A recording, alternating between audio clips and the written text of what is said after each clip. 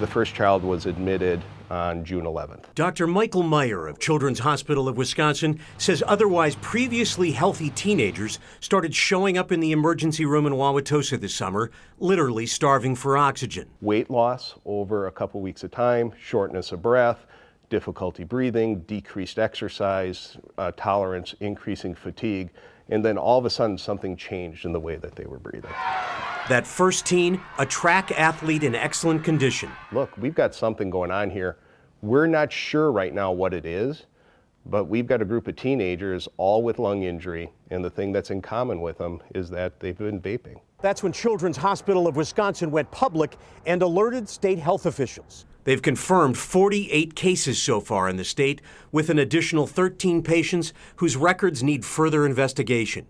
Cases have been reported in 21 counties, including most of southeast Wisconsin. Many of the children who were involved with this actually gave the products to us so that the state labs can test them and start working and sorting out what could be the source of this. And state health officials say the majority of cases reported using e-cigarettes or other vaping devices to inhale THC-containing products, such as waxes and oils. And here's what helped patients heal. Steroids and giving them fairly high-dose steroids started to make these patients better. Let's go back to the kids who have been treated, 17.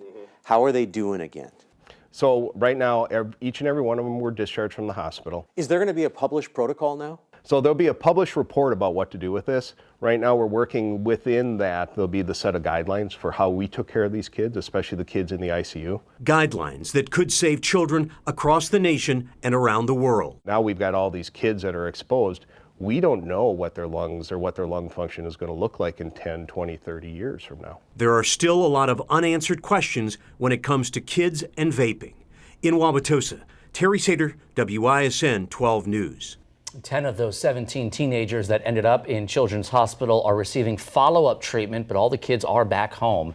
The Children's Hospital discovery should be published soon.